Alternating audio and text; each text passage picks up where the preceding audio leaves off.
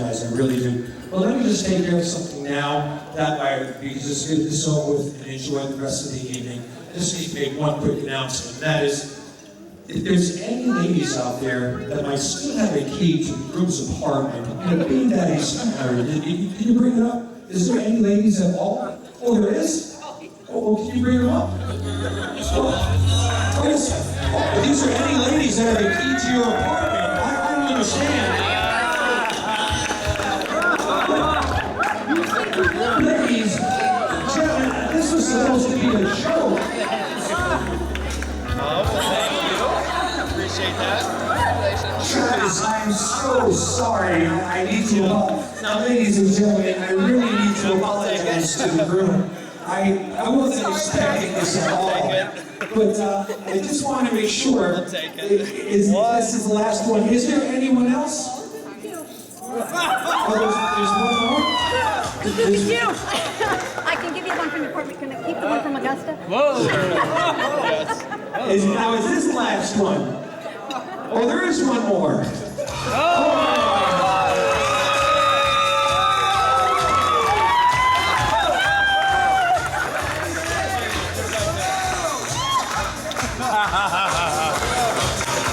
Ladies and gentlemen, let's put our hands together for everybody who helped out with that. Thank you, ladies, and of course our gentlemen there.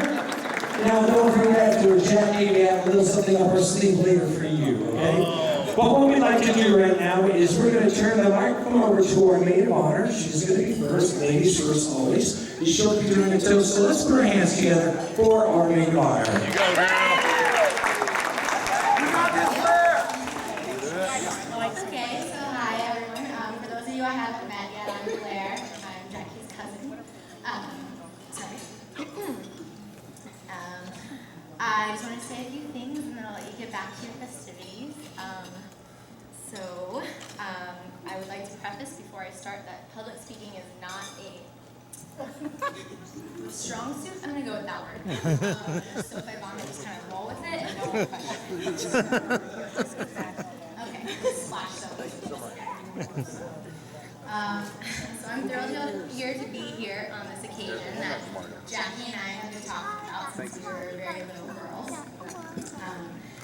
I'm very, this is my spot. So when we were little girls, we were very, very big fans of princesses, as most little girls are. And we used to stage full-length 2-women plays in our family's living room for any people who were too slow to obey us. And Jackie was always the lead, I would say. But I was always a faithful and willing follower. So for example, in my very first year of life, our family had an annual costume contest for Halloween, and we decided to pay homage to the Little Mermaid. So of course, Jackie was the beautiful and famous Ariel, and backed up by a ragtag entourage of Flounder, Sebastian, and a randomly inserted dolphin, as played by our brothers Andy, Justin, and Brett. And I played the ever-important role of a bald seaweed. Our moms will try and tell you that I was an octopus, but if you look at those pictures and try and tell me I'm an octopus, you're probably insane. So our love for the happily ever after story started at a very young age. And as we grew up and grew apart in physical distance, we always stayed incredibly close and constantly talked. We would text back and forth in a frenzy of smiley faces and overage charges. And so when our major life events occurred, like first dates or fights with friends or making a new mix CD, she's always the first person I would call. So Travis, I was actually hearing all about you before dessert even hit the table on your first date. But it was all good things. Okay. Good things, actually very good things. I remember distinctly when Jackie told me that she thought you were the one, and I was very, very excited. Hearing that and hearing her amazing love for you and your amazing family, who I'm so happy to have met, it was something that reminded me and took me right back to our days of dress up when we used to talk about that kind of love. So I'm just so excited that I can be here today to see my cousin, sister, Siamese twin, and role model.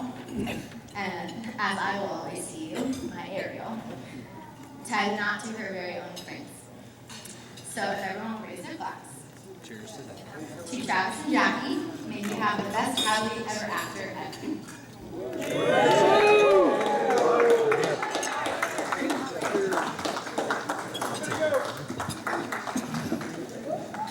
Ladies and gentlemen, let's hear for our maid of honor and the maid of honor toast, please.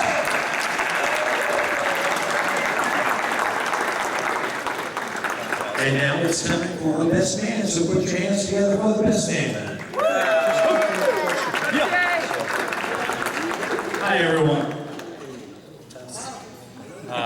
Everybody having a good time? Yeah. Good. I was going to take a quick poll first to decide, maybe a round of applause, right? So which camp you're in, if you like the glass clanging for the kisses, or if you prefer like to yell for, right? So first we're going to do clap for clanging of the glass. Everybody go now. All right. Clap for yelling for.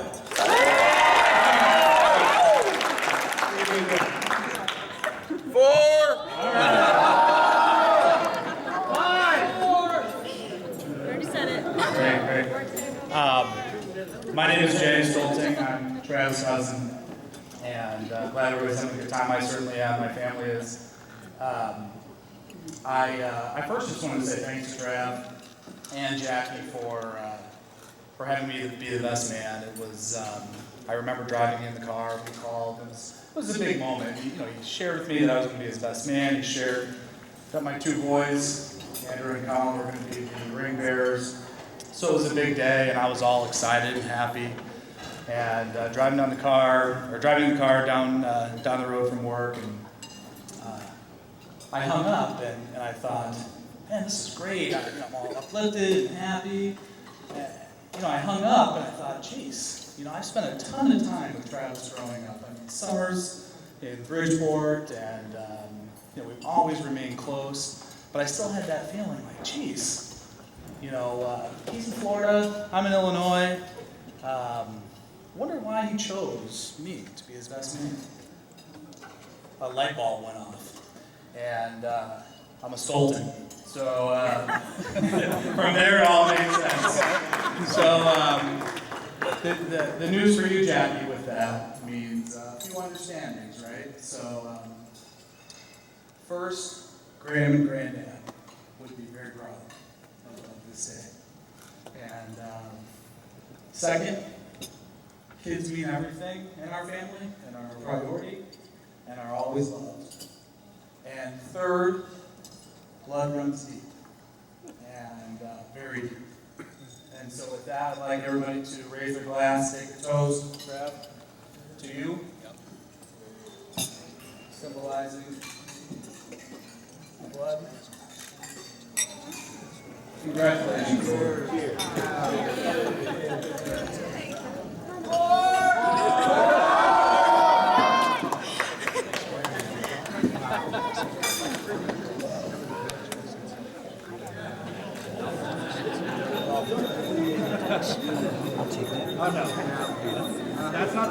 Ladies and gentlemen, let's hear for the best man and the best man toast, please. And now, I'd like to please ask for the bride's father to come up. He would like to say a few words and then actually show you the presentation. So put your hands together, make them feel welcome up here, please. Let's go, Ed. I want to take a little bit different approach. I'm so happy for you guys. Use the microphone. But I want to thank all of you.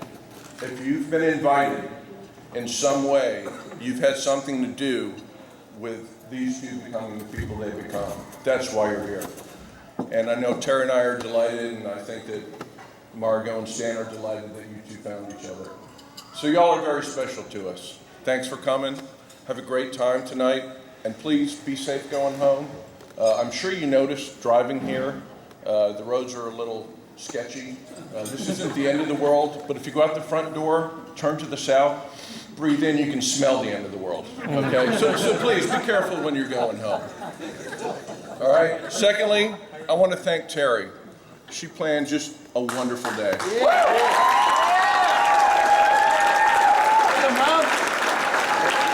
on behalf of everyone here, I want to thank you for keeping me out of the decision-making process. I thought teaching Louise to take a Bud Light was a good idea, but I think she nailed it.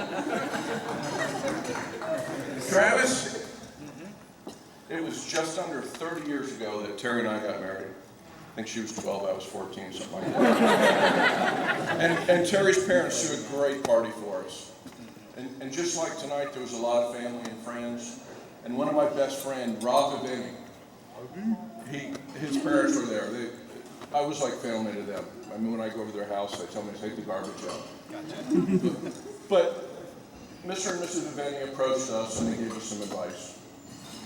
And he said, Eddie, he said, Mr. and Mrs. Mary and I have been married for a long time and we've had a long, happy marriage.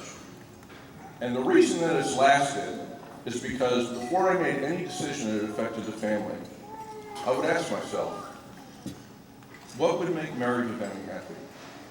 And it was good advice. So as you go through life and you face those decisions like, where are you going to spend Christmas? Where are you going to spend Thanksgiving? Are you going to borrow money and add on to the house? Are you going to take a job that means you have to move away from us? How are you going to discipline the kids? You're going to have kids, right? Okay. But anyway, when you face those decisions, do what I did. Just ask yourself, what would make Mary Vivini happy?